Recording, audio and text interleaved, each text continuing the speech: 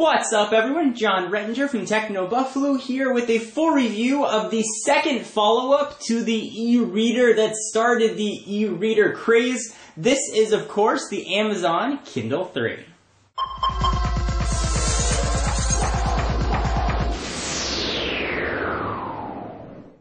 So the first two Kindles, while very useful and quite revolutionary, were not what you'd qualify as pretty. In fact, they were ugly electronics. They just didn't look good. They were cool to use, sort of having the e-reader thing was new, but in the world of nice looking electronics, slick design, the Kindle was not keeping pace. The Kindle 3 really fixes that, and I'm proud to say it's actually a very nice looking device. Let's take a look at the aesthetics and then we'll run down all the specs. So this guy is quite thin. How thin, you ask? Well, let's turn it to the side and bring in a mechanical pencil. You can see that this thing really is quite thin. From a size standpoint, it's 7.5 inches diagonal by 4.8 inches diagonal by 0.335 inches, and it weighs a minuscule 8.5 ounces. So this one has a 6-inch diagonal screen. You can also get the Kindle DX with a 9.7-inch screen. This version here is the Wi-Fi only version. It's going to set you back $140. You can kick in some 3G there as well, and everything will look exactly the same. But it's going to add about an extra $50 to your purchase price, bringing you up to $190. Storage-wise, it can store just about 3,500 ebooks. Battery life with the wireless off is an extremely impressive 1 month. With the wireless on, it's going to be 3 weeks. You can download books from the Kindle store, which I'll show you guys in just about 60 seconds. This now has native PDF support, which is really nice. You don't have to pay for it anymore. You just email it to your Kindle address. Of course, it says Kindle and Amazon's Whisper Sync, which sort of syncs up where you are on all of your books. So if you have a Kindle app on your iPad or Kindle app on your iPhone, Android device, I'll always know right where you are. It's got text-to-speech, and we'll show you speakers on the back in just a minute. And you can now look at content in portrait and landscape view, which is quite nice. And of course, really one of the biggest sellers of the Kindle is its 6-inch e-ink display. And e-ink is what you're looking at right here. It's supposed to look like, well, ink, but E. One of the downsides of reading a book on, let's say, an iPad or another sort of LCD type device is that there's usually a decent amount of glare and you're going to have some problems in direct sunlight. Not so with an e-ink display. It's also supposed to reduce some of your eye strain. Alright, so let's go ahead and run through what the hardware looks like. Of course, you've got now a physical QWERTY keyboard on the front, which was there on the previous two versions, but this time it has been redesigned. The keys are a little bit raised, they're still round. You've got a new navigation here on the right. It's a 5-way toggle, so up, down, left, right, and select. Now I have new page forward and back buttons. They're sort of stuck into the side here, and they're not so large you're going to accidentally hit them while you're holding it. They're sort of right on the border, and they have a nice clicky feel to it. The back is now made of a nice soft touch, almost rubbery plastic feel. It really feels nice to hold in the hand.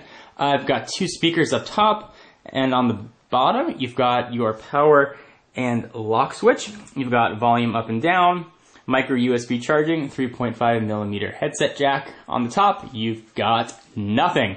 Let's go ahead and kick the device actually on here. One of the other downsides of the first two Kindle devices, when you wanted to turn a page, the page turn was extremely slow. The Kindle 3 has really fixed that as far as page turn speed. Let me go ahead and open up a book and show you. I was reading, let's say, Freakonomics here. Take a second to open up the book, and I'll pull up right where you were. Page turn is extremely fast.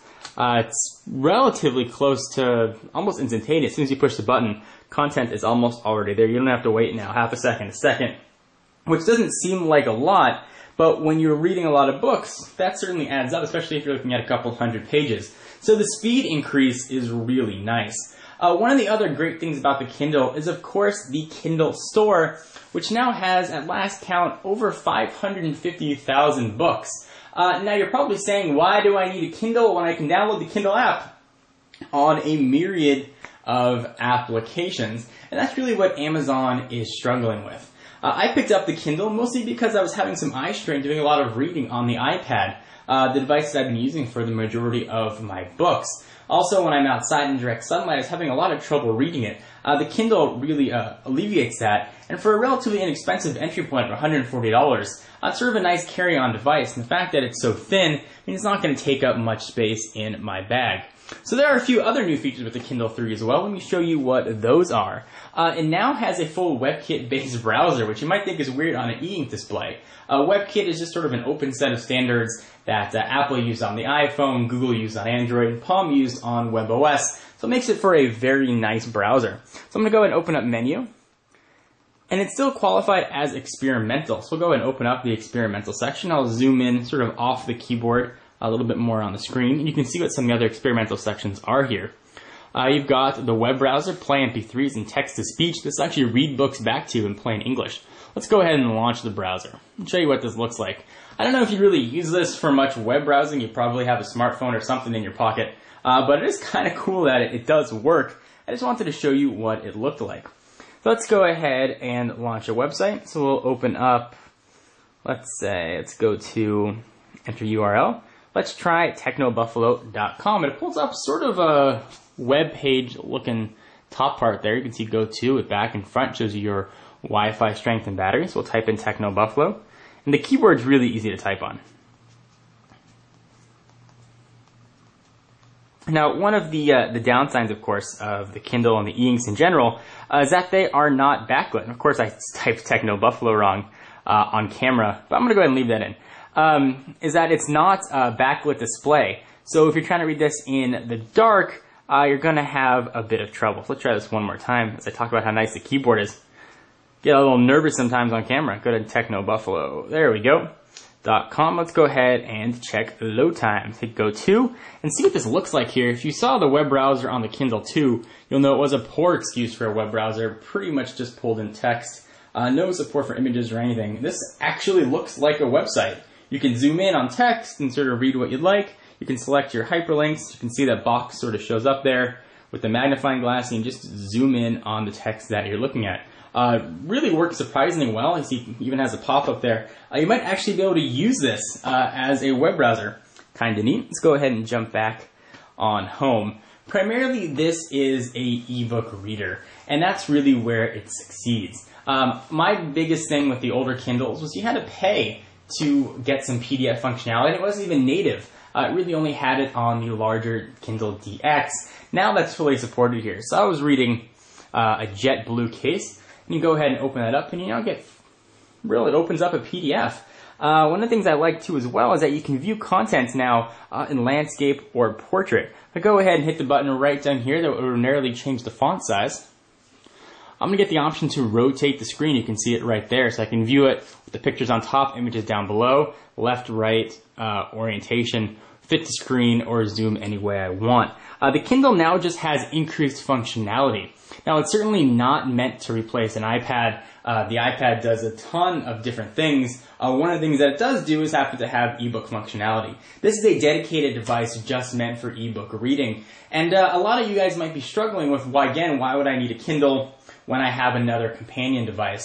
And again, the eye strain, the visibility to view this in direct sunlight, and sort of the easy to readness, if you will, of the e-ink really makes this a nice value proposition, coupled with the fact that it's so light and that it can hold so many books. It's very simple to use, it's easy to use. I could give this to my grandparents, for example, and they would know how to use it. It downloads books very quick. You've got access to the Amazon store, which I will go ahead and show you right now, the Kindle store.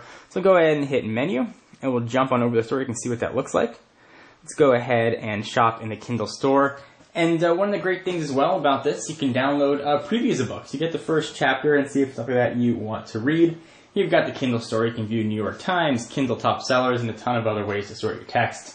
Knowing what you're getting into, if you're looking for an ebook reader, that's just an ebook reader that's thin and light and is going to last you for many plane flights, there really isn't much of another choice now other than the Kindle 3. The Nook is out there, but it's still considered last generation compared with this version of the Kindle. A few Sony devices as well.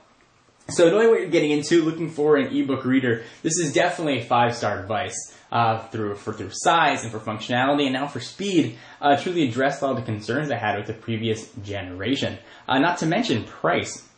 So anyway, guys, sort of an overview and review of the Amazon Kindle 3. I'm kind of curious what you guys have to say. Are you interested in an e-reader? Do you have no need because you have an iPad or another device? You read books on your iPhone or Android phone. Want to know what you have to say. For exclusive content, check me out at Twitter, twitter.com/John4Lakers.